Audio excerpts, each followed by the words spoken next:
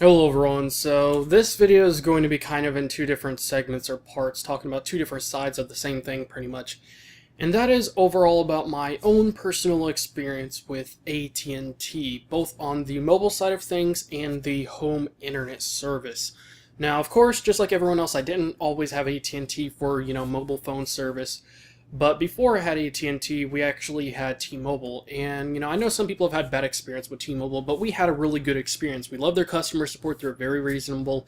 It was very great and easy to be able to just talk to them, be like, "Hey, I'm not going to get paid until this day. Is it okay if I pay this much now, and then I could pay the rest of it, whenever I get paid around this date?" Then they're like, "Oh yeah, sure, perfectly fine." And they keep the service on, no overage fees or anything like that.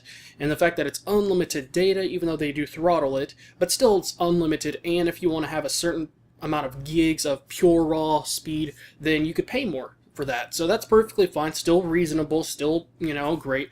And when we switched from T-Mobile to AT&T, we saved only around $10 or $15. That may seem much to some people, but that's like when we're already paying over $200 for a whole family. So that's not very much money, and the fact that we actually now have limited data when we used to have unlimited data, it just really makes you scratch your head like, am I really saving money here? The fact that now I have limited data, and before I didn't, and all I saved was like between $10–15, and we're still, paying over $200, so percentage-wise, that's almost nothing. It's really crazy, and AT&T was the company that started the whole data cap thing, so that's one of the probably top reasons a lot of people really hate them. Now, the main thing about AT&T that's really kept them really big in the mobile market for a very long time is the fact that the iPhone for the longest time was exclusive to only AT&T. That's it. That was the only carrier that you could actually get it with. It was that simple. So because of that, a lot of people went to AT&T purely because of that reason. Well, now it's not exclusive, and T-Mobile keeps on releasing things to really compete with them, and I really want to switch back, but then again, I'm not even paying for the bill, so I can't complain. And I don't use that much data anyways, and plus I'm usually on Wi-Fi. But one of the other things that really noticed is that at some point we got our phones turned off. We only were like 34 cents off the bill. We were 34 cents short, and that's out of over $200. And as a result, the phones and everything got completely turned off in an instant, and we had to pay $30 just to get everything turned back on. Thank you so much for being so greedy, AT&T.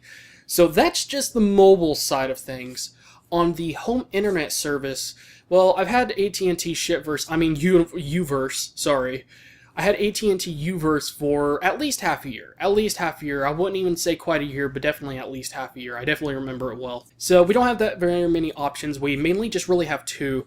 And we went with AT&T Uverse right off the bat. And, it was okay at first. It was definitely a downgrade from what we had before. And, for the most part, it was exceptional at best, really. And I was watching videos at 360p. Videos took forever to upload, and that was even back then when the file size was much smaller. I was rendering videos at maybe 12 megabits or megabytes per second max, even though my videos are recorded at 35 megabytes, which is what I render my videos now at.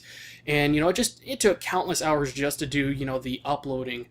And, I just eventually got really sick of it. And, right before I really did anything, I went ahead and did some speed tests for, 2 weeks. And after doing all those tests, all of them were about the exact same. Now, the internet plan we had was the lowest at the time because it's, only 3 megabytes. And that's one of the big things that everyone says, like, well, they're cheaper than everyone else.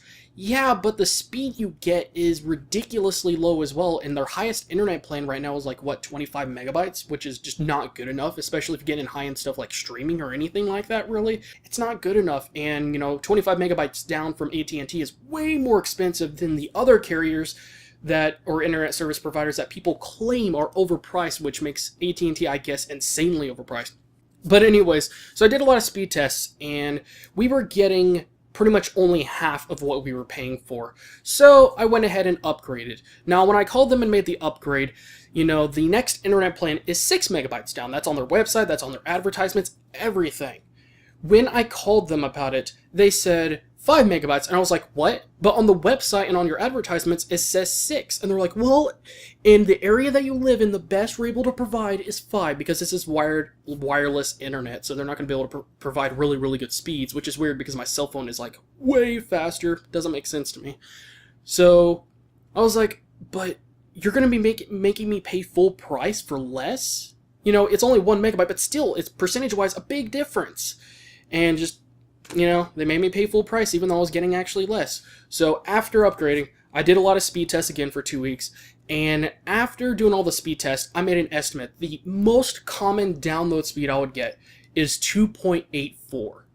That is below 3 megabytes, which is what I upgraded from. So basically, they're making me pay double for what I should have gotten in the first place. And at that point, considering that at one point, we literally had a late fee for $30 because we paid the bill like 6 hours late. And this is the whole dumb thing about, you know, bills in general, is that they need to do a better job on setting the date on it, because it may say need to be paid by this date, or sometimes just with the way they word them, and sometimes they make them too simple. It's like, okay, does it mean I could pay for it any time on that date, or does it mean as soon as it hits midnight and turns to that date that it needs to be paid for right then and there? You know, they really, really make these things confusing sometimes, so then they could try to get some overage fees or, you know, late fees. And for paying the bill 6 hours late, we got a $30 fee. Wow, not even a full day. So I got extremely upset. I was sick of that and the fact that we were paying double for what we were promised in the first place. And I know bit rates vary, but that is, I'm pretty sure that's illegal. The fact that you're only giving them what they paid for in the first place and you're giving less than half of what they were promised. Well, technically, since they said we only could get 5 megabytes available in our area, it's a little bit more than half, but not very much. So, yeah, I've had bad experience. Hopefully your guys' experiences have been better than mine. But, anyway, so this video's gone too long, so I just wanted to go ahead and share this. So, I guess, thank you again, guys, for watching. You know, this is me just rambling on, and I'll try to find something else to ramble on about, you know. And, of course, I'm going to make other videos, of course. So, other than that, thank you again, guys, for watching, and I'll see you guys in the next video.